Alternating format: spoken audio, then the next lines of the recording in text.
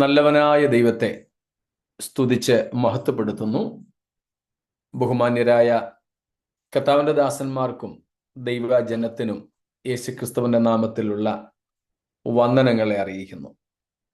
ഒരുമിച്ചുള്ള നമ്മുടെ കൂടിവരവ് നമ്മുടെ ആത്മീയ തീക്ഷ്ണത വർദ്ധിപ്പിക്കുന്നതിന് കാരണമാകട്ടെ. ദൈവം നമ്മെ കൂട്ടായ്മയ്ക്കായിട്ട് വിളിച്ചു, ആക്കി വെച്ചുമിരിക്കുന്നു. കൂട്ടായ്മ പ്രധാനമായും 3 തലങ്ങളിലാണുള്ളത്. Fellowship, communion. It has major 3 aspects. ഒന്ന് ഒരു റിമംബറൻസ് ആണ്, കോമെമ്മറേഷൻ ആണ്. ഒന്നൊരു ഓർമ്മയാ, ഒരു കൂട്ടായ്മയുടെ. സ്തോത്രം. നമ്മൾ എബ്രായ ലേഖനത്തിൽ തന്നെ 2-ാം അധ്യായം 14-15 വാക്യങ്ങളിൽ വായിക്കുന്നത് പോലെ, മക്കൾ ജഡരക്തങ്ങളോട് കൂടിയവരാകൊണ്ട് അവനും അവരെ പോലെ ജഡരക്തങ്ങളോട് കൂടിയവനായി എന്ന് പറഞ്ഞു തുടങ്ങുന്ന ഭാഗം. അവിടെ കർത്താവായ യേശു നമ്മോട് ആചരിച്ച കൂട്ടായ്മയാണ്. സ്തോത്രം. ആത്മരൂപിയായവൻ ജഡം ധരിച്ചു, അമർത്യനായവൻ മർത്യനായി വന്ന് നമ്മോട് കൂട്ടായ്മ ആചരിച്ചു. സ്തോത്രം. So it's about memorising or commemorating, remembering what a fellowship Christ had with mortal beings, human beings. അമർത്യരായ മനുഷ്യരോട് അക്ഷയനായ ദൈവം ജഡമെടുത്തു വന്നാചരിച്ച കൂട്ടായ്മയുടെ അനുസ്മരണമാണതിലൊന്ന്. രണ്ടാമത്തേത് നമുക്ക് കർത്താവിനോടുള്ള കൂട്ടായ്മയാണ്. അവർ ഫെലോഷിപ്പ് വിത്ത് ഗാഡ്, ദൈവത്തോടുള്ള നമ്മുടെ കൂട്ടായ്മ. ദൈവത്തോടുള്ള നമ്മുടെ കൂട്ടായ്മ, അതിനാണ് കർത്താവ് നമ്മെ വിളിച്ചിരിക്കുന്നത്. 1 കൊരിന്ത്യർ 1:9 വാക്യത്തിലും 1 യോഹന്നാൻ, മറ്റു പല വാക്യങ്ങളുമുണ്ട്, 1-2 പറയുന്നുള്ളൂ. 1 യോഹന്നാൻ 1-ാം അധ്യായം 3-ാമത്തെ വാക്യത്തിലും നാം കാണുന്നുണ്ട്. സ്തോത്രം. പൗലോസ് കൊരിന്ത്യ ലേഖനത്തിൽ പറയുന്നത് 1 കൊരിന്ത്യർ 1:9, 1 കൊരിന്ത്യൻസ് 1:9, അവിടെ പൗലോസ് പറയുന്നത്, ദൈവത്തിന്റെ പുത്രനായ നമ്മുടെ കർത്താവായ യേശുക്രിസ്തുവിന്റെ കൂട്ടായ്മയിലേക്ക് നമ്മെ വിളിച്ചിരിക്കുന്ന ദൈവം വിശ്വസ്ത. അതുപോലെ തന്നെ യോഹന്നാൻ പറയുന്നു, ഞങ്ങൾ ഇത് നിങ്ങൾക്ക് എഴുതുന്നത് നിങ്ങൾക്ക് ഞങ്ങളോട് കൂട്ടായ്മ ഉണ്ടാകേണ്ടതിനാണ്. ഞങ്ങളുടെ കൂട്ടായ്മ പിതാവായ ദൈവത്തോടും അവന്റെ പുത്രനായ യേശുക്രിസ്തുവിനോടും ആകുന്നു. അപ്പോ നമുക്ക് കർത്താവിനോടുള്ള കൂട്ടായ്മ. 3-ാമത്തെ തലമാണ് the third aspect of Christian fellowship is one with another among the believers, among the saints. വിശുദ്ധന്മാർക്ക് തമ്മിലുള്ള കൂട്ടായ്മ. അതേ വാക്യം 1 യോഹന്നാൻ 1:3 വാക്യത്തിൽ യോഹന്നാൻ പറഞ്ഞിരിക്കുന്നല്ലോ, നിങ്ങൾക്ക് ഞങ്ങളോട് കൂട്ടായ്മ ഉണ്ടാകേണ്ടതിന്. അപ്പൊ നമുക്ക് തമ്മിൽ ഉള്ള കൂട്ടായ്മ. അപ്പം ആ കൂട്ടായ്മയുടെ ദൃഢത നമ്മുടെ ഈ യോഗങ്ങളിലൂടെ സംഭവിക്കട്ടെ എന്നാണ് ഞാൻ ആഗ്രഹിച്ചതും പ്രാർത്ഥിക്കുന്നുവെന്ന് പറഞ്ഞതും. സ്തോത്രം. നമ്മളെ ഒറ്റയ്ക്കൊറ്റയ്ക്ക് അവിടെ ആയിരിക്കുന്നതിനല്ല, തമ്മിൽ കൂട്ടായ്മ ആചരിക്കുന്നതിനും വേണ്ടിയും കൂടെയാണ് കർത്താവ് വിളിച്ചിരിക്കുന്നത്. അതുകൊണ്ടാണ് സഭായോഗങ്ങളെ ഉപേക്ഷിക്കരുതെന്ന് കർത്താവ് പറഞ്ഞിരിക്കുന്നത്. സ്തോത്രം. ഇപ്പോൾ നമുക്ക് ഈ ഓൺലൈൻ കൂട്ടായ്മയ്ക്കും അവസരങ്ങളെ നൽകിയത് വളരെ അനുഗ്രഹകരമായ കാര്യമാണ്. പലരും ഇതിനെ തെറ്റായിട്ട് വിനിയോഗിക്കുമ്പോൾ നമുക്കിത് ദൈവോന്മുഖമായിട്ട് ഉപയോഗിപ്പാൻ തരുന്ന അവസരങ്ങൾക്കായി ദൈവത്തിന് സ്തോത്രം. അതിൻ്റെ അർത്ഥം നമുക്ക് പ്രാദേശിക സഭകൾ വേണ്ട എന്നല്ല. അതുകൊണ്ടാണ് നമ്മൾ പ്രാദേശിക സഭകളിലെ മീറ്റിങ്ങുകൾ ഒഴിവാക്കി ഇതിൽ കൂടേണ്ടതില്ലെന്നും, നമ്മൾ ഒരുമിച്ച് കൂടുമ്പോൾ തന്നെ പ്രാദേശിക സഭകളിലെ കൂടിവരവുകളിൽ നമ്മൾ തികച്ചും വളരെ കൃത്യതയോടെ പങ്കെടുക്കണമെന്നുമൊക്കെ നമ്മൾ പറയാറുള്ളത്. സ്തോത്രം. കർത്താവ് നമ്മെ സഹായിക്കുമാറാകട്ടെ. സ്തോത്രം. നമുക്കൊരുമിച്ച് വീണ്ടും അല്പ മിനിറ്റുകൾ കൂടെ എബ്രായ ലേഖനം 1-ാം അധ്യായത്തിലേക്ക് പോകാം. നാം ഇപ്പോൾ 1-ാം അധ്യായത്തിന്റെ 4 മുതൽ 13 വരെയുള്ള വാക്യങ്ങളാണല്ലോ ചിന്തിക്കുന്നത്. പൊതുവായിട്ടെടുത്തിരിക്കുന്നത് 1-4 തൊട്ട് 2-18 വരെയാണ്. എന്നാൽ നമ്മൾ 1-ാം അധ്യായവും 2-ാം അധ്യായവും തമ്മിൽ ഒന്ന് വേർതിരിച്ചു. ഓർക്കുന്നുണ്ടാകും. 1-ാം അധ്യായത്തിൽ ലേഖകൻ പറയുന്നത് യേശുക്രിസ്തുവിന്റെ ദൈവത്വം നിമിത്തം ദൈവപുത്രൻ എന്ന നിലയിൽ ദൂതന്മാരെക്കാൾ എങ്ങനെ കർത്താവ് ശ്രേഷ്ഠനായിരിക്കുന്നുവെന്നാണ്. എന്നാൽ 2-ാമത്തെ അധ്യായത്തിൽ, പ്രത്യേകിച്ച് അതിൻ്റെ 5-ാമത്തെ വാക്യം മുതൽ, യേശുക്രിസ്തുവിന്റെ മനുഷ്യത്വത്തെയാണ് അവിടെ എടുത്തു കാണിക്കുന്നത്. ദൂതന്മാരുമായുള്ള ഒരു വ്യത്യാസം അവിടെയും നമുക്ക് കാണാം. നമ്മൾ 1-ാം അധ്യായത്തിന്റെ 4 മുതൽ 13 വരെയുള്ള വാക്യങ്ങളിൽ യേശുക്രിസ്തു ദൂതന്മാരെക്കാൾ ശ്രേഷ്ഠനായിരിക്കുവാൻ പ്രധാനമായ കാരണം യേശുവിൻ്റെ ദൈവപുത്രത്വമാണെന്ന് കണ്ടു. ദൈവപുത്രൻ എന്ന നിലയിൽ പ്രധാനമായും പിതാവിനോടുള്ള യേശുക്രിസ്തുവിൻ്റെ ബന്ധം. 2, പിതാവായ ദൈവത്തിൻ്റെ പ്രകൃതം, സ്വഭാവം. 3, പിതാവായ ദൈവത്തിൻ്റെ അവകാശങ്ങളും അല്ലെങ്കിൽ ദൈവത്തിന് മാത്രമുള്ള അവകാശങ്ങളും അധികാരങ്ങളും യേശുക്രിസ്തുവിൽ എങ്ങനെ പ്രകടമായിരിക്കുന്നു എന്നുള്ളതുമാണ് നമ്മൾ നോക്കിക്കൊണ്ടിരുന്നത്.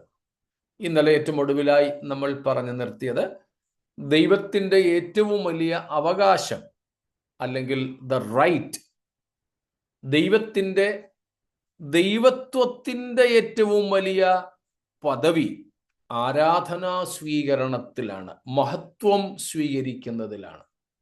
മറ്റാർക്കും ആരാധന സ്വീകരിപ്പാൻ അർഹതയില്ല. ഒരു മനുഷ്യനും ഒരു രാജാവിനും ആർക്കും അർഹതയില്ല.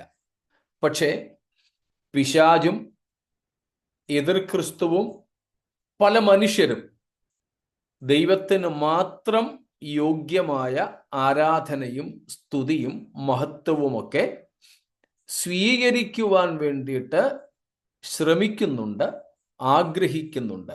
അത് മഹാപാപമായിട്ടാണ് ദൈവം കണക്കാക്കിയിട്ടുള്ളത്. ആ കാര്യങ്ങളും നമുക്കറിയാവുന്നതാണ്. സ്തോത്രം.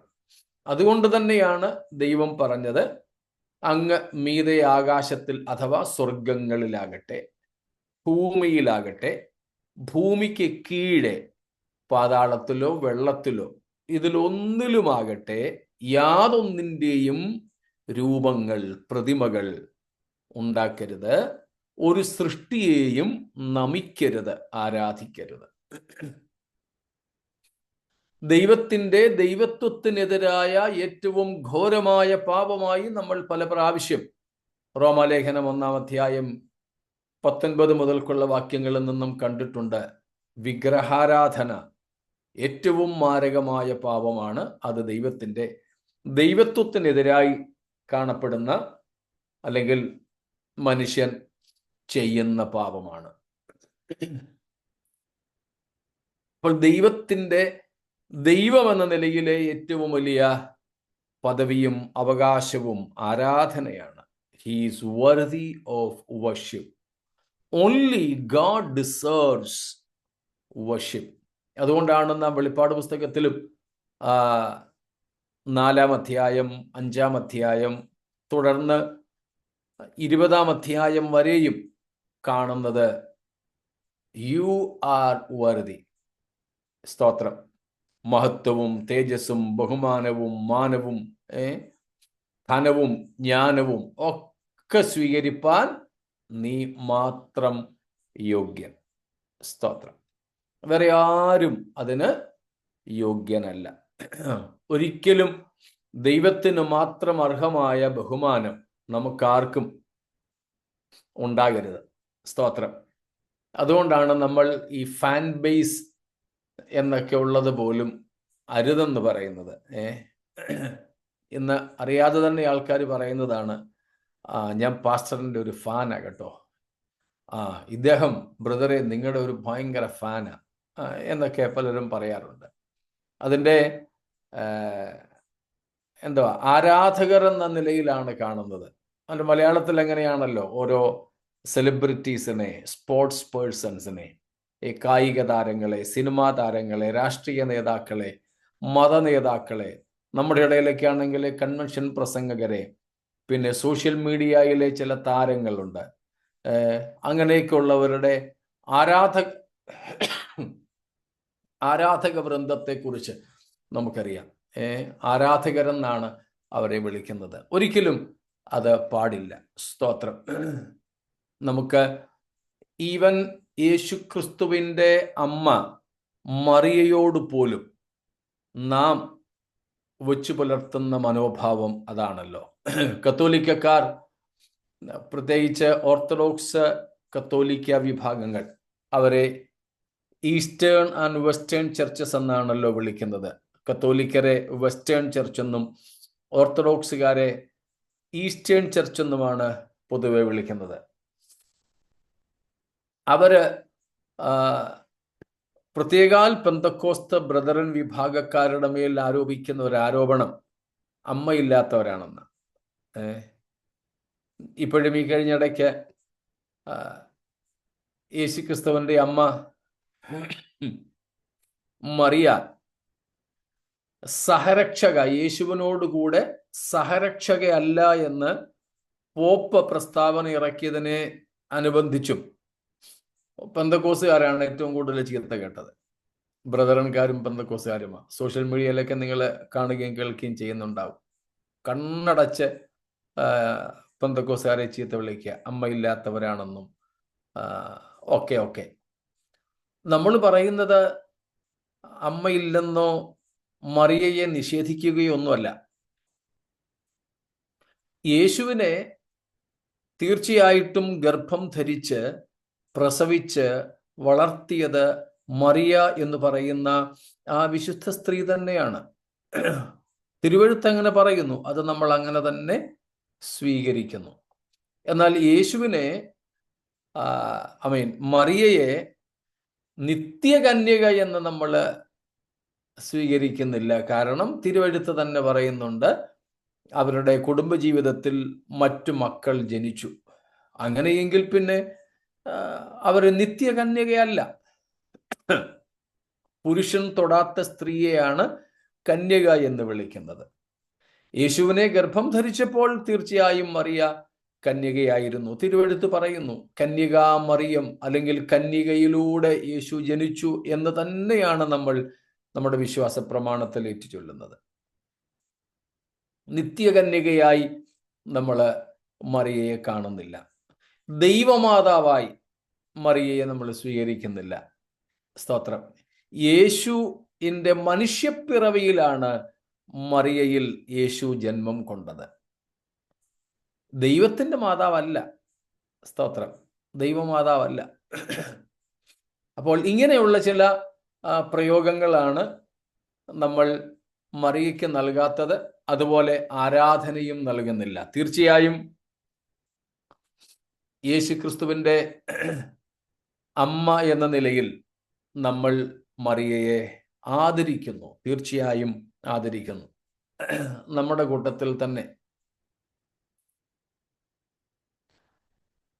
നമ്മുടെ ആരുടെയെങ്കിലും മാതാപിതാക്കളെ കാണുന്നെങ്കിൽ നമുക്ക് എന്തൊരു ആദരവുള്ള ഉണ്ടാകുന്നത്. സ്തോത്രം. തീർച്ചയായും. അപ്പം അങ്ങനെയാണെങ്കിൽ ക്രിസ്തുവിൻ്റെ, യേശുവിൻ്റെ അമ്മ എന്ന നിലയിലും വിശുദ്ധ മറിയത്തെ നമ്മൾ ആദരിക്കുന്നു, പക്ഷേ ആരാധിക്കുന്നില്ല. ആരാധന കേവലം ദൈവത്തിന് മാത്രമുള്ളത്. നമ്മൾ യേശുക്രിസ്തുവിന്റെ ജനനത്തിങ്കൽ തന്നെ ആ കാര്യം കാണുന്നുണ്ട്. ആട്ടിടയന്മാർ യേശുക്രിസ്തു എന്ന അപ്പോൾ ജനിച്ച കുഞ്ഞിനെ കാണാൻ പോയിട്ട് കുഞ്ഞിനെ മാത്രം വണങ്ങി. അതുപോലെ തന്നെ വിദ്വാൻമാരെ കുറിച്ചും വായിക്കുന്നു. കുഞ്ഞിനെ, ആ ശിശുവിനെയാണ് അവർ വണങ്ങിയത്, അപ്പനെ അമ്മയൊന്നും അവർ വണങ്ങിയില്ല. അപ്പോൾ ആരാധനയ്ക്ക് യോഗ്യൻ നമ്മുടെ ദൈവം മാത്രം, നമ്മുടെ ദൈവം മാത്രം. യേശുക്രിസ്തു ദൈവപുത്രൻ എന്ന നിലയിൽ ആരാധ്യനാണെന്നാണ് നാം കണ്ടത്. സ്തോത്രം. നാം വെളിപ്പാട് പുസ്തകം 5-ാം അധ്യായത്തിൽ വായിക്കുന്നത് പോലെ, കുഞ്ഞാടേ നീ യോഗ്യൻ, കുഞ്ഞാടേ നീ യോഗ്യൻ. സ്തോത്രം. അപ്പോൾ യേശുക്രിസ്തു ആരാധ്യൻ എന്നതിന് യോഗ്യനായിരിക്കുന്നത് താൻ പുത്രനായിരിക്കയാലാണ്. മറ്റൊന്ന്, ക്രിസ്തു നമുക്ക് വേണ്ടി ക്രൂശിക്കപ്പെട്ടു, അതും നമ്മൾ ഇന്നലെ കണ്ടു. സ്തോത്രം. അതുപോലെ യേശുക്രിസ്തു പാപങ്ങളെ മോചിക്കുവാനും അധികാരമുള്ളവനായിരിക്കുന്നു. മറ്റാർക്കും ആ അധികാരം ഇല്ല എന്നതും നമ്മൾ മനസ്സിലാക്കിയ കാര്യമാണ്. അപ്പോൾ കഴിഞ്ഞ ദിവസം നമ്മൾ ഇത്രയും കാര്യങ്ങൾ പറഞ്ഞിരുന്നു. ഇത്രയും കാര്യങ്ങളിൽ എന്തെങ്കിലും സംശയങ്ങളുണ്ടോ? ഇന്നലെ നമുക്ക് സംശയ നിവാരണത്തിന് നേരമില്ലാതെ നിർത്തുകയായിരുന്നുവല്ലോ.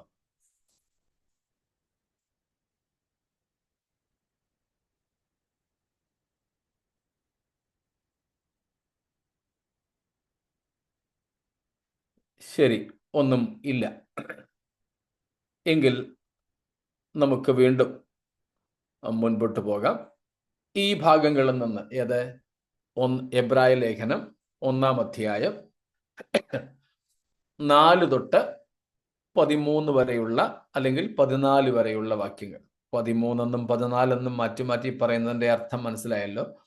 13-ാം വാക്യം വരെയാണ് ക്രിസ്തുവും ദൂതന്മാരും തമ്മിൽ ഉള്ള ബന്ധത്തെ പറ്റി പറയുന്നത്. 14-ാമത്തെ വാക്യത്തിൽ പറയുന്നത് ദൂതന്മാരാരാണെന്ന് 13 വരെ പറഞ്ഞ കാര്യത്തെ ഒന്നും കൂടെ ഊട്ടി ഉറപ്പിക്കുന്ന കാര്യമാണ്. അതായത് നാം അവിടെ കാണുന്നു, അടുത്തതായിട്ട് നാം നോക്കിയാൽ, Christ is superior to the angels in their ministries. Okay, Christ's excellency or Christ's superiority over the angels.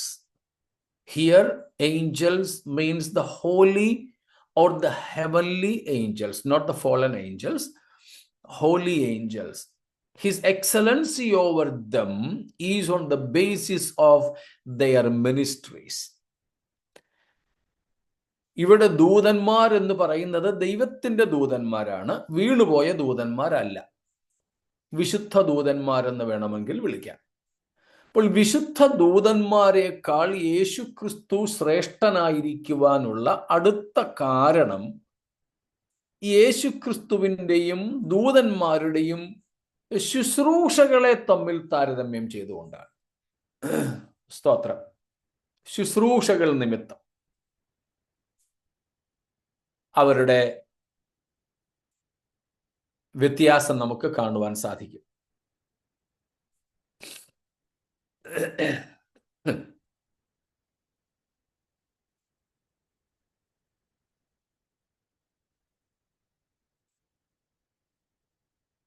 നമുക്ക് 4-ഉം 5-ഉം വാക്യങ്ങളൊന്ന് നോക്കാം. 4 മുറിച്ച് വായിച്ചു. ഇനി അവൻ ദൈവദൂതന്മാരെക്കാൾ വിശിഷ്ടമായ നാമത്തിന് അവകാശിയായതിന് ഒത്തവണ്ണം അവരെക്കാൾ ശ്രേഷ്ഠനായി തീരുകയും ചെയ്തു. നീ എന്റെ പുത്രൻ, ഞാൻ ഇന്ന് നിന്നെ ജനിപ്പിച്ചിരിക്കുന്നു എന്നും ഞാൻ അവന് പിതാവും അവൻ എനിക്ക് പുത്രനും ആയിരിക്കും എന്ന് ദൂതന്മാരിൽ ആരോടെങ്കിലും വല്ലപ്പോഴും അരുളി ചെയ്തിട്ടുണ്ടോ? സ്തോത്രം. അവിടെ നമ്മൾ ഇതിനോടകം കണ്ടു യേശുക്രിസ്തുവിന്റെ ശ്രേഷ്ഠത തൻ്റെ റാങ്ക്, തൻ്റെ ഇരിപ്പിടത്തിന്റെ, സീറ്റിന്റെ അടിസ്ഥാനത്തിലുണ്ടെന്ന്. അത് നമ്മൾ 3-ാം വാക്യത്തിൽ നിന്ന് കണ്ടു. ഉയരത്തിൽ മഹിമയുടെ വലത്ത് ഭാഗത്ത് ഇരുന്നു. വലത്ത് ഭാഗത്തിരുന്നു. സ്തോത്രം. ഇനിയും അതിന്റെ 6ഉം 7ഉം കൂടെ വായിക്കാമല്ലോ. ആദ്യജാതനെ പിന്നെയും ഭൂതലത്തിലേക്ക് പ്രവേശിപ്പിക്കുമ്പോൾ ദൈവത്തിന്റെ സകല ദൂതന്മാരും അവനെ നമസ്കരിക്കണമെന്ന് താൻ അരുളി ചെയ്യുന്നു. അവൻ കാറ്റുകളെ തന്റെ ദൂതന്മാരും അഗ്നിജ്വാലയെ തന്റെ ശുശ്രൂഷകന്മാരും ആക്കുന്നു എന്ന് ദൂതന്മാരെ കുറിച്ച് പറയുന്നു. ഇനിയും 14-ാമത്തെ വാക്യവും കൂടെ. അവർ ഒക്കെയും രക്ഷ പ്രാപിപ്പാനുള്ളവരുടെ ശുശ്രൂഷയ്ക്ക് അയക്കപ്പെടുന്ന സേവകാത്മാക്കൾ അല്ലയോ. ഇവിടെ നാം കാണുന്ന കമ്പാരിസൺ ക്രിസ്തുവും ദൂതന്മാരും താരതമ്യം ചെയ്യപ്പെടുന്നത് അവരുടെ ശുശ്രൂഷ നിമിത്തമാണ്. Because of their ministries, Christ and angels, the holy angels are compared. എന്താണ് ദൈവപുത്രനായ യേശുവിൻ്റെ ശുശ്രൂഷ? എന്താണ് യഹൂദന്മാർ വളരെ ഉയർന്ന നിലയിൽ ചിന്തിച്ചു കൊണ്ടിരുന്ന ദൂതന്മാരുടെ ശുശ്രൂഷ? സ്തോത്രം. യേശുവിൻ്റെ ശുശ്രൂഷ എന്തായിരുന്നു? നമ്മൾ ഇതിനോടകം 2-ാമത്തെയും 3-ാമത്തെയും വാക്യങ്ങളിൽ നിന്ന് കണ്ടു. യേശുവിൻ്റെ ശുശ്രൂഷ പ്രധാനമായും 2 ശുശ്രൂഷകൾ. ഒന്ന്, പിതാവായ ദൈവത്തെ പൂർണ്ണമായും വെളിപ്പെടുത്തുക.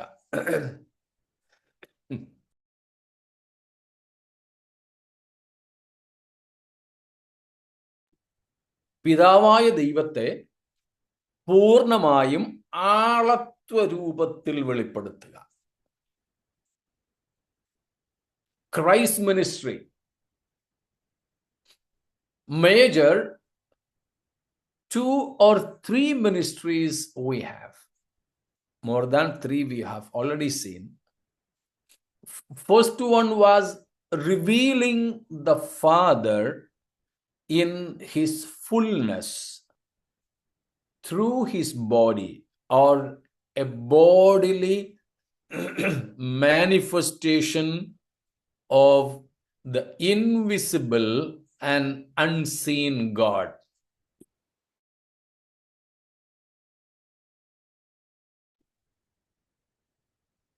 സ്തോത്രം. അദൃശ്യനും മനുഷ്യരാരും കണ്ടിട്ടില്ലാത്തവനുമായ ആത്മരൂപിയായ ദൈവത്തെ, ജഡവാസി അല്ല, ആത്മവാസി അല്ലെങ്കിൽ ആത്മരൂപിയായ ദൈവത്തെ ദേഹരൂപത്തിൽ പൂർണ്ണതയോടെ വെളിപ്പെടുത്തുക എന്നതായിരുന്നു കർത്താവായ യേശുവിൻ്റെ ശുശ്രൂഷ. എന്നാൽ ദൂതന്മാർക്ക് ആർക്കും അത് സാധ്യമായിട്ടില്ല. 2, യേശുക്രിസ്തുവിന്റെ ശുശ്രൂഷ എന്തായിരുന്നു? അറ്റോണിങ് ഫോർ ഹ്യൂമൻ സിൻസ്, മനുഷ്യരുടെ പാപങ്ങൾക്ക് പരിഹാരം വരുത്തുക, പ്രായശ്ചിത്തം വരുത്തുക. ബിക്കം ആൻ അറ്റോൺമെന്റ്, മനുഷ്യരുടെ പാപത്തിന് പ്രായശ്ചിത്തമായി തീരുക. അതാണ് നാം 3-ാം വാക്യത്തിൽ കണ്ടത്. നമ്മുടെ പാപങ്ങൾക്ക് പരിഹാരം വരുത്തിയ ശേഷം He purified us from our sins. അത് ക്രൂശിലെ തൻ്റെ യാഗത്താലാണ്. 3-ാമത് interceding for us as the high priest, മഹാപുരോഹിതനായി നമുക്ക് വേണ്ടി മധ്യസ്ഥത അണയ്ക്കുന്നു. അതാണ് നാം 3-ാം വാക്യത്തിൽ കണ്ടത്. പിതാവിൻ്റെ അല്ലെങ്കിൽ മഹത്വത്തിൻ്റെ മഹിമയുടെ വലത്തു ഭാഗത്ത് ഇരുന്നു. ഇനിയും അത് താഴോട്ടുള്ള അധ്യായങ്ങളിലും വിശദമാക്കുന്നുണ്ട്. അതുകൊണ്ട് നമ്മൾ അവിടെയും നിൽക്കുന്നില്ല. നാലാമത് നാം കണ്ടു, 3-ാം വാക്യത്തിൽ തന്നെ, ഇരുന്നു എന്നത് ക്രിസ്തുവിന്റെ ന്യായാധിപത്യത്തിനും രാജത്വത്തിനും അടയാളമാണെന്ന്. അതായത് യേശുക്രിസ്തു ന്യായാധിപനും രാജാവുമായിരിക്കുന്നു എന്ന്. എന്നാൽ ഇതിനൊന്നിനും ഒരു ദൂതനും യോഗ്യരായിട്ടില്ല. ഒരു ദൂതനും ദൈവത്തെ ആളത്വ രൂപത്തിൽ വെളിപ്പെടുത്തിയില്ല. ഒരു ദൂതനും മനുഷ്യന്റെ പാപത്തിന് പരിഹാരം വരുത്തിയില്ല.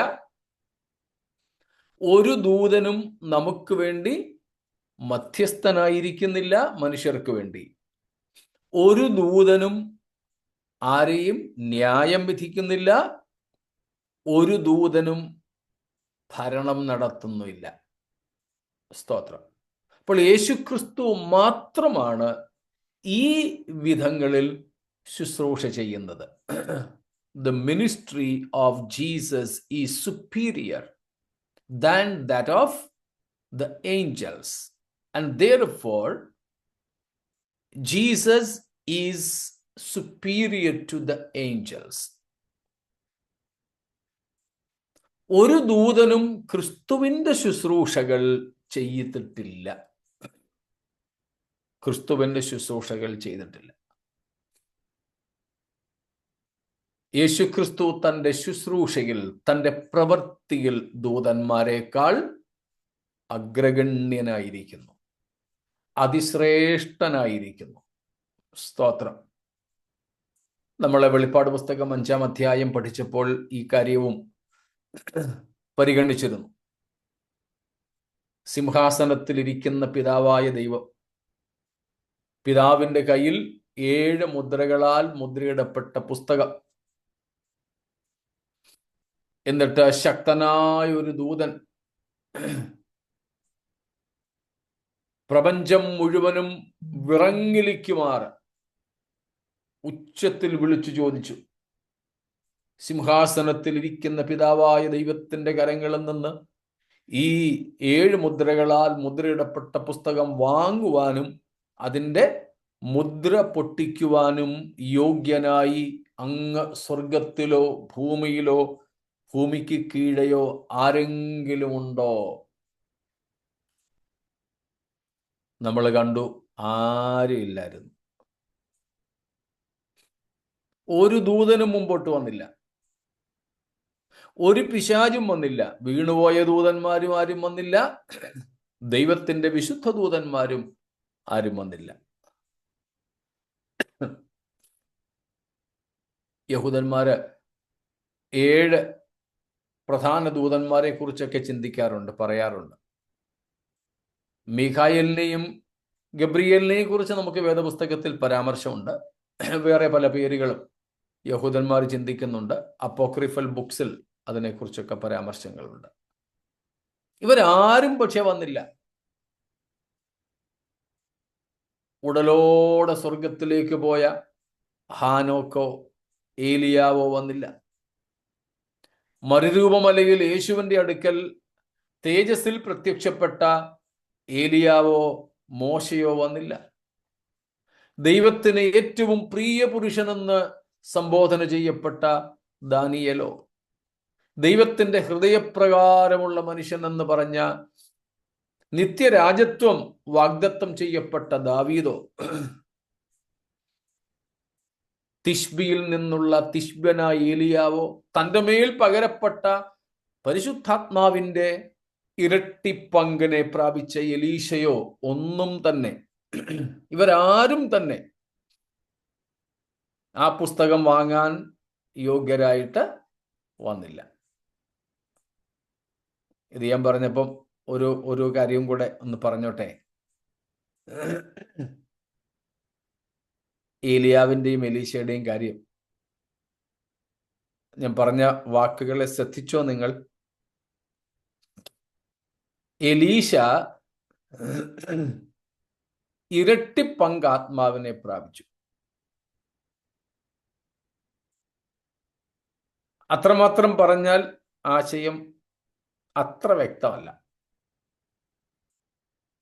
നമ്മുടെ ഇടയിൽ സാധാരണ വരുത്തുന്ന ഒരു പെശക് ഒന്ന് ചൂണ്ടിക്കാണിക്കാൻ വേണ്ടിയാണ് ഞാനത് പറയുന്നത്.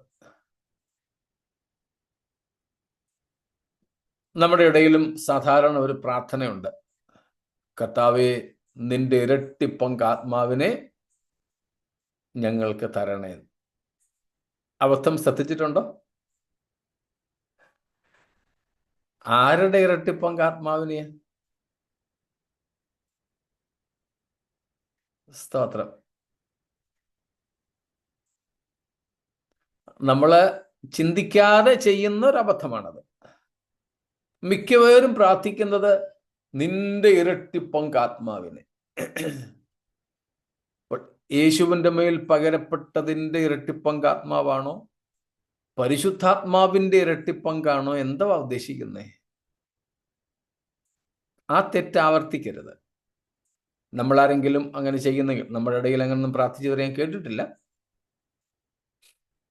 നമ്മുടെ ഇടയിൽ അങ്ങനെ പ്രാർത്ഥിച്ച് കേട്ടിരുന്നെങ്കിൽ നമ്മുടെ ഇടയിലാണ് ആ തെറ്റുള്ളതെന്ന് ഞാൻ പറഞ്ഞേനെയായിരുന്നു. കാരണം ഞാൻ ഞങ്ങളുടെ കൊച്ചു കൂട്ടായ്മയിലും പറയാറുണ്ട്, ഏതാ ഇവിടുത്തെ കാര്യമല്ല കേട്ടോ, അങ്ങ് ദുബൈയിലെ കാര്യമാണ് പറയുന്നത് എന്നൊന്നും ഞാൻ പറയത്തില്ല. നമ്മുടെ ഇടയിലുള്ളൊരു പ്രധാന ഒരു രീതിയാണല്ലോ, അത് ഇവിടുത്തെ കാര്യമല്ല ഞാൻ പറഞ്ഞത്. ഞാൻ അങ്ങനെ പറയത്തില്ല. ഇവിടുത്തേതാണെങ്കിൽ ഇവിടുത്തേതാണെന്ന് തന്നെ പറയും. എന്തുകൊണ്ടോ ഞങ്ങൾ ഉപദേശിമാരെ കുറിച്ച് ഒരു പറച്ചിലുണ്ട്, അത് ലോക്കൽ പാസ്റ്റർക്ക് എല്ലാം ഒന്നും തുറന്ന് പറയാൻ പറ്റത്തില്ല. പക്ഷെ എനിക്ക് ആ ആശയത്തോട് ഒട്ടും യോജിപ്പില്ല. എനിക്ക് ഏറ്റവും കൂടുതൽ കാര്യങ്ങൾ തുറന്നു പറയാൻ പറ്റുന്നത് ഞാൻ ശുശ്രൂഷിക്കുന്ന ലോക്കൽ സഭയിലാണ്. ഇന്ന് വരെ അങ്ങനെയാണ് ഞാൻ ചെയ്തിട്ടുള്ളതും ചെയ്തു വരുന്നതും. കാരണം എനിക്കറിയാം ഞാൻ ശുശ്രൂഷിക്കുന്ന സഭയിലെ പോരായ്മകൾ എന്തൊക്കെയാണ്, ഓരോരുത്തരുടെയും സ്വഭാവം എന്താണ്. മറ്റൊരിടത്ത് എന്നാൽ എനിക്കറിയില്ല അവിടെ എങ്ങനെയുള്ളവരൊക്കെ ഉണ്ട് എന്നുള്ളത്.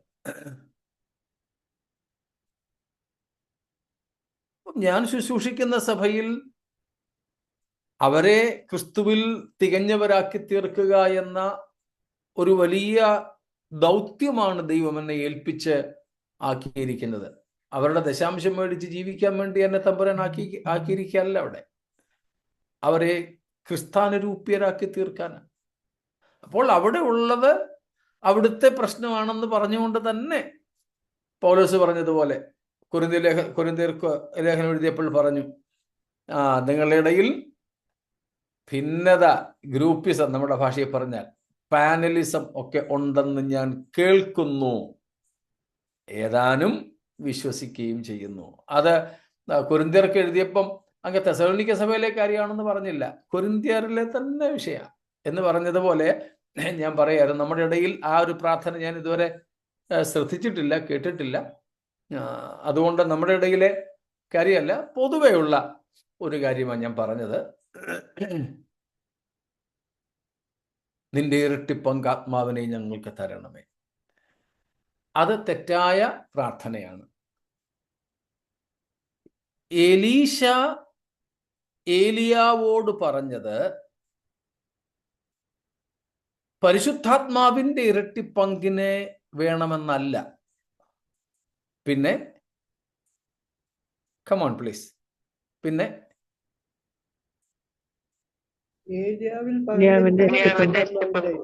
അതെ, ഏലിയാവിന്റെ മേൽ പകരപ്പെട്ടിരുന്ന പരിശുദ്ധാത്മാവിന്റെ ഇരട്ടിപ്പങ്ക്. പരിശുദ്ധാത്മാവിന്റെ പൂർണ്ണ അളവൊന്നും ഏലിയാവിന്റെ മേൽ പകർന്നിരുന്നില്ല, ഒരു കൊച്ചംശമേ പകർന്നിരുന്നുള്ളൂ.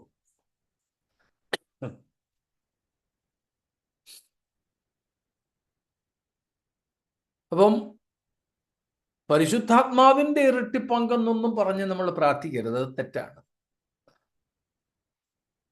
അങ്ങനെ നമുക്ക് പ്രാർത്ഥിക്കേണ്ട ആവശ്യവും ഇല്ല കേട്ടോ. തീർച്ചയായിട്ടും എലീശ കുറെ കൂടെ ആത്മശക്തി ആഗ്രഹിച്ചു എന്നതുപോലെ പൗലോസ് 1 കൊരിന്ത്യർ 12, 13, 14 അധ്യായങ്ങളിൽ പറയുന്നുണ്ട്, പരിശുദ്ധാത്മാവിൻ്റെ ശ്രേഷ്ഠ വരങ്ങളെ വാഞ്ചിപ്പീൻ. നമുക്കത് ചെയ്യാം. സ്തോത്രം. ഇരട്ടിപ്പങ്കെന്നും പറഞ്ഞ് നമുക്കവിടെ പ്രാർത്ഥിക്കേണ്ട ആവശ്യം തന്നെ ഇല്ല. ഓക്കെ, അത് ഞാൻ പറഞ്ഞു വന്നപ്പോൾ ഒന്ന് പറഞ്ഞു എന്നേ ഉള്ളൂ. നമ്മൾ അവിടെ ഒന്ന് മടങ്ങി വരും. ഇടയ്ക്കൊന്ന് ചോദിച്ചോട്ടെ, മോശയുടെ മേൽ പകർന്നിരുന്ന ആത്മാവിന്റെ പങ്കെടുത്ത് 70 പേർക്ക് കൊടുത്തത് അവരെല്ലാവരും പ്രവചിച്ചു എന്ന് കാണുന്നുണ്ടല്ലോ. അപ്പൊ ആത്മാവിന്റെ മെഷർമെന്റിനെ കുറിച്ചല്ല, എന്നിരുന്നാലും നമ്മൾ മനുഷ്യമായിട്ട് ചിന്തിക്കുമ്പോൾ ഏലിയാവിൽ ഉണ്ടായിരുന്നതിനേക്കാൾ അധികം പവർ മോശയിൽ ഉണ്ടായിരിക്കാൻ സാധ്യതയില്ലേ എന്നുള്ളൊരു. തീർച്ചയായിട്ടും ഉണ്ട്. ഓരോരുത്തരുടെയും ശുശ്രൂഷകൾക്കനുസരിച്ചാണ് പരിശുദ്ധാത്മാവിന്റെ അളവിനെ പകരുന്നത്. മോശയ്ക്ക് തന്നെ അത്രയധികം ശുശ്രൂഷ ചെയ്യേണ്ടതായിട്ട് ഒറ്റയ്ക്ക് വന്നപ്പോൾ അത്രയും ശക്തി പകർന്നിരുന്നു. അത്രയും വേണ്ട ആ ദൗത്യം മറ്റുള്ളവരിലേക്ക് കൊടുത്തപ്പോൾ ആ ദൗത്യ നിർവഹണത്തിന് മോശയുടെ മേൽ പകർന്നിരുന്നതെടുത്ത് മറ്റവർക്ക് കൊടുത്തു. അത്രേ ഉള്ളൂ. Okay, thank you. പരിശുദ്ധാത്മാവിന്റെ പൂർണ്ണ അളവ് നമുക്ക് ആർക്കും ലഭിച്ചിട്ടില്ല. മോശയ്ക്കും ലഭിച്ചിട്ടില്ല, ഏലിയാവിനും ലഭിച്ചിട്ടില്ല, എലീശയ്ക്കും ലഭിച്ചിട്ടില്ല. ഏറ്റവും കൂടുതൽ നമ്മൾ ആത്മാവിന്റെ പ്രവൃത്തി, ശക്തി, സാന്നിധ്യമൊക്കെ കാണുന്നത് ഈ 2-3 പേരിലാണല്ലോ പഴയ നിയമത്തിൽ. അപ്പോൾ ഇവർക്ക് ആർക്കും തന്നെ പരിശുദ്ധാത്മാവിന്റെ പൂർണ്ണ അളവ് ലഭിച്ചിരുന്നില്ല. ഓരോരുത്തരുടെ മേലും പകരപ്പെട്ടിരുന്ന അളവ് വ്യത്യസ്തമായിരുന്നു.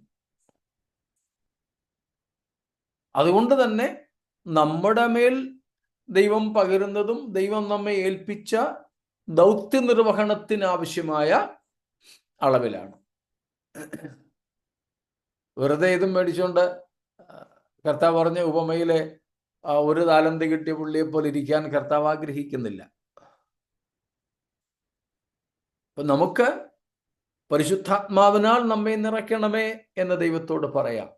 പൗലോസ് കൊരിന്ത്യ ലേഖനത്തിൽ പറഞ്ഞതുപോലെ ആത്മാവിൻ്റെ ശ്രേഷ്ഠ വരങ്ങളെ നമുക്ക് വാഞ്ചിക്കാം, അതിനുവേണ്ടി പ്രാർത്ഥിക്കാം തീർച്ചയായിട്ടും.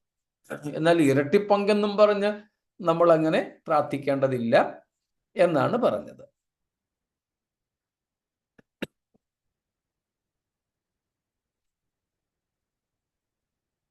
മുൻപോട്ട് പോകാമല്ലോ. ഓക്കെ, അപ്പോൾ നമ്മൾ പറഞ്ഞു വന്നത്, യേശുക്രിസ്തു ചെയ്ത ഈ ശുശ്രൂഷകൾ ഒരു ദൂതനും ചെയ്തിട്ടില്ല.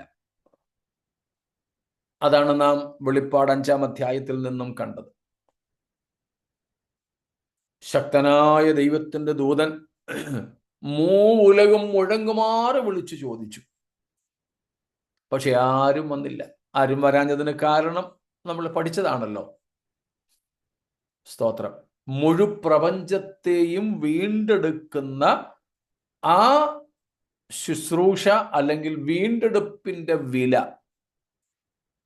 ഇവരാരും കൊടുത്തിട്ടില്ല.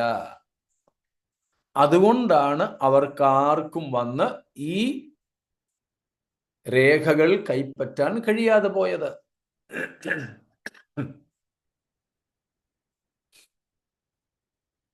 ആരും ആ വില കൊടുത്തിട്ടില്ല.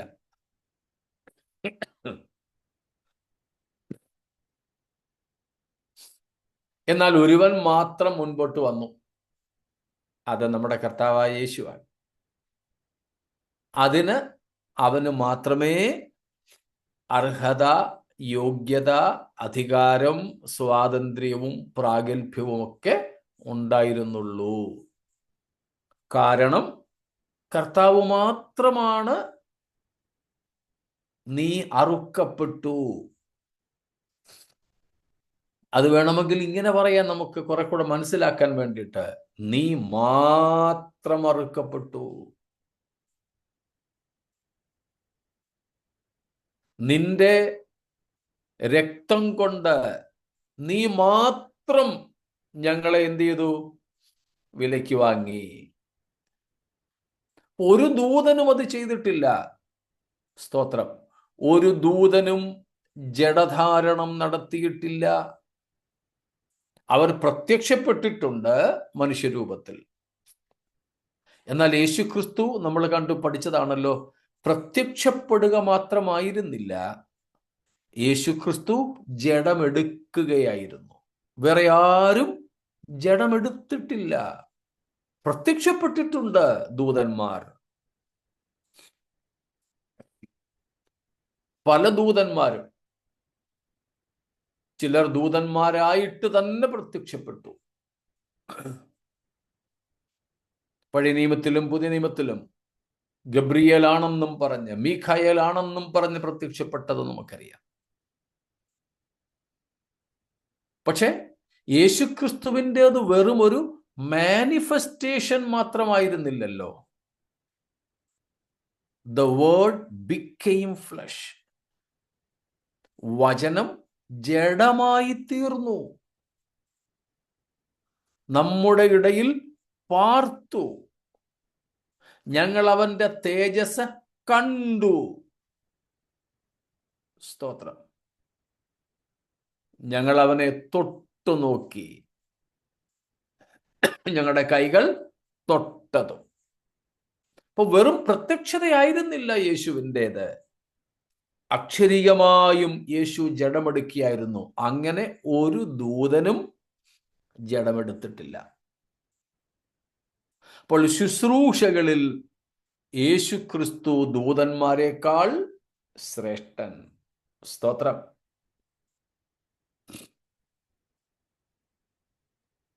അതുകൊണ്ട് ഒരു ദൂതനും അർഹതയില്ലാത്ത ആരാധനയ്ക്ക് യേശു മാത്രം അർഹൻ. അതുകൊണ്ട് ഈ സകല ദൂതന്മാരെക്കാളും ശ്രേഷ്ഠമേറിയ നാമത്തിന് അവൻ അർഹനായി തീർന്നു. അല്ലെ? അതല്ല 4-ാം വാക്യം വായിക്കുന്നത്, പറഞ്ഞത്. സ്തോത്രം. ശ്രേഷ്ഠനായി. അതുകൊണ്ട് അല്ലെ, അതുകൊണ്ട് ഇതുകൊണ്ട് അവൻ പാപപരിഹാരം വരുത്തിയതുകൊണ്ട്. അപ്പൊ നമ്മൾ ആദ്യമേ കണ്ടു, യേശുക്രിസ്തു ദൂതന്മാരെക്കാൾ ശ്രേഷ്ഠനായിരിക്കുന്നത് തൻ്റെ ആളത്വം കൊണ്ടാണ്, തൻ്റെ പദവി കൊണ്ടാണ്. യേശു ദൈവമായിരിക്കുന്നു, ദൈവപുത്രനായിരിക്കുന്നു. ഇന്ന് നമ്മൾ കണ്ടത് യേശു ശ്രേഷ്ഠനായിരിക്കുന്നത് തൻ്റെ ശുശ്രൂഷയുടെ വൈശിഷ്ട്യം കൊണ്ടാണ്. ആ ശുശ്രൂഷകളാണ് നമ്മൾ കണ്ടത്. യേശു ജഡമെടുത്തു, യേശു പിതാവിനെ പൂർണ്ണമായി വെളിപ്പെടുത്തി, നമുക്ക് വേണ്ടി പ്രായശ്ചിത്ത യാഗമായി നമുക്ക് പാപപരിഹാരം വരുത്തി, മഹാപുരോഹിതനായിരിക്കുന്നു, ന്യായാധിപനും രാജാവുമായി യേശു ഇരിക്കുന്നു. ഇങ്ങനെയുള്ള യേശുവിൻ്റെ ശുശ്രൂഷകൾ, പ്രവൃത്തികൾ, mission and ministry of Jesus makes him superior to the angels. എന്നാൽ ദൂതന്മാരുടെ ശുശ്രൂഷ എന്തുവാ? What is the ministry of angels in contrast? Servants. ശുശ്രൂഷകന്മാരാണവർ.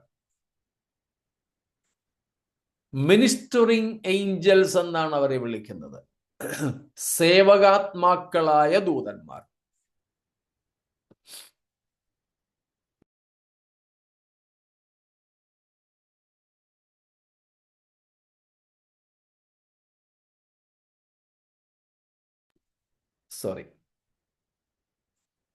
സേവകാത്മാക്കളായ ദൂതന്മാർ. സ്തോത്രം. സേവകാത്മാക്കൾ.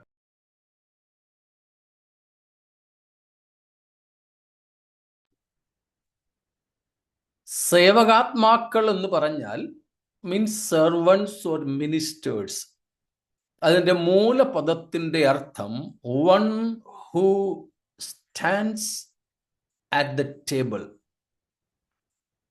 നമ്മുടെ സാധാരണ ഹോട്ടൽ ഭാഷയിൽ പറഞ്ഞാൽ വെയിറ്റർ.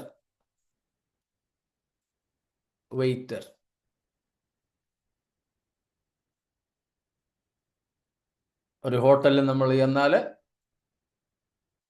ഓരോ ടേബിളിന് നിയമിക്കപ്പെട്ടിരിക്കുന്ന സപ്ലയേഴ്സ് അല്ലെങ്കിൽ വെയിറ്റേഴ്സ് ഉണ്ട്.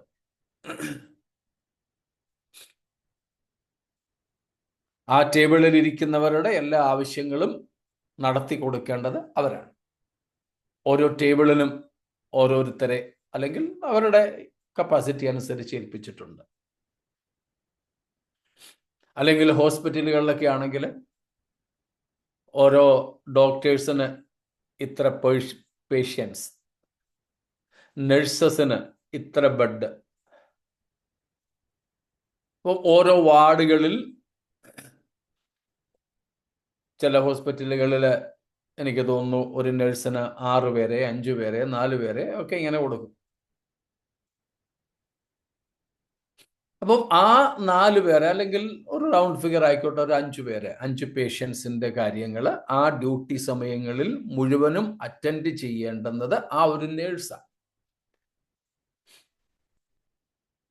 ആ നേഴ്സിന്റെ ശുശ്രൂഷ ഹോട്ടലിലാണെങ്കിൽ ആ സപ്ലയറിന്റെ അല്ലെങ്കിൽ ആ വെയിറ്ററിന്റെ സേവനം.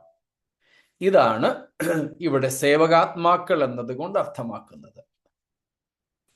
So angels are servants.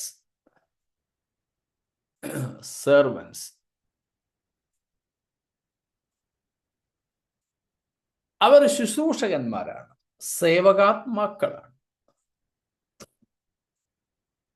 അവർ ആരുടെ ശുശ്രൂഷകരാ? God. സ്തോത്രം. അതോ മനുഷ്യരുടെയാണോ? ദൈവത്തിന്റെ. സ്തോത്രം. നമുക്കവിടെ അല്പം വിശദീകരിക്കേണ്ടതുണ്ട്. ഇന്ന് ഞാനതിന് മുതിരുന്നില്ല. നമുക്ക് നാളെ ആ ഭാഗം എടുക്കാം. Ministering to men told by God. Yes, of course. That is to be very clearly understood.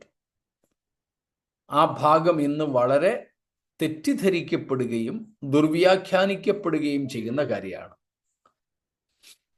അതുകൊണ്ട് നമ്മൾ ഇന്ന് ഇത്രയും പറഞ്ഞു നിർത്തുകയാ. വിശദീകരണം കർത്താവ് വന്നില്ല, നാളെ ഉള്ളൂ. യേശുക്രിസ്തു ഇപ്പോൾ നമ്മൾ പറഞ്ഞതുപോലെയൊക്കെ ശുശ്രൂഷിച്ച് ദൂതന്മാരെക്കാൾ ശ്രേഷ്ഠമായേറിയ പദവി പ്രാപിക്കുമ്പോൾ മീഖായേൽ ഉൾപ്പെടെ, മീഖായേലിനെയാണല്ലോ വേദപുസ്തകം ആർക്കേഞ്ചൽ, പ്രധാന ദൂതൻ എന്ന് പറയുന്നത്. മീഖായേൽ ഉൾപ്പെടെയുള്ള ദൂതന്മാരെല്ലാവരും തന്നെ സേവനം ചെയ്യുന്നവരാണ്, ശുശ്രൂഷകരാണ്. ആരുടേത് എന്ന് ചോദിച്ചാൽ ദൈവത്തിൻ്റേത്. ദൈവത്തിൻ്റേത്. അപ്പോൾ 14-ാം വാക്യത്തിന്റെ അർത്ഥം എന്താണ് എന്ന് ചോദിച്ചാൽ, സ്തോത്രം, ദീന സിസ്റ്റർ പറഞ്ഞതാണ് അതിൻ്റെ ശരിയായിട്ടുള്ള ഉത്തരം. എന്ന് വെച്ചാൽ they serve the saints, they serve those who trust in Jesus, but not on the command of men, but of God. സ്തോത്രം. അവര് രക്ഷിക്കപ്പെടുന്നവരെ ശുശ്രൂഷിക്കുന്നുണ്ട് ദൂതന്മാർ. പക്ഷേ മനുഷ്യരുടെ ആജ്ഞയ്ക്കല്ല, ദൈവത്തിൻ്റെ കൽപ്പന പ്രകാരമാണ്. അപ്പോൾ ആത്യന്തികമായി ദൂതന്മാർ ആരുടെ ശുശ്രൂഷകരാണ്? ദൈവത്തിൻ്റെ. ദൈവത്തിൻ്റെ ആജ്ഞ പൂർത്തീകരിപ്പാൻ ആജ്ഞാനുവർത്തികളായി, മനുഷ്യഭാഷയിൽ പറയുന്നു 24 മണിക്കൂറും ഹാജരായിരിക്കുന്നവർ, ഒരുക്കപ്പെട്ടിരിക്കുന്നവർ, അവരാണ് ഈ ദൂതന്മാർ. എത്ര വ്യത്യാസമാണെന്ന് നോക്കിക്കേ. യേശുവിൻ്റെ ശുശ്രൂഷയും ദൂതന്മാരുടെ ശുശ്രൂഷയും തമ്മിൽ. ഈ ദൂതന്മാര് പോലും ആരെ ശുശ്രൂഷിക്കുന്നു? യേശുവിനെ. അപ്പോൾ യേശു ഇവരുടെ യജമാനൻ, ഇവർ യേശുവിൻ്റെയും ദാസന്മാർ അഥവാ ശുശ്രൂഷകന്മാർ. അപ്പോൾ ആളത്വം കൊണ്ടും പദവി കൊണ്ടും പുത്രത്വം കൊണ്ടും ശുശ്രൂഷ കൊണ്ടും യേശു ദൂതന്മാരെക്കാൾ ശ്രേഷ്ഠൻ. ആ യേശുവിലൂടെ നമുക്കും ദൈവത്തിൻ്റെ മക്കളാകാൻ ഭാഗ്യം ലഭിച്ചല്ലോ. ശ്രേഷ്ഠകരമായ ഈ അവസ്ഥയോർത്ത് നന്ദിയുള്ളവരായി കർത്താവിനെ സേവിച്ച് കർത്താവിൻ്റെ വരവനായിട്ട് ഒരുങ്ങുവാൻ നമ്മെ വീണ്ടും സമർപ്പിക്കാം. ഈ വചനങ്ങളാൽ ദൈവം നമ്മെ അനുഗ്രഹിക്കുമാറാകട്ടെ.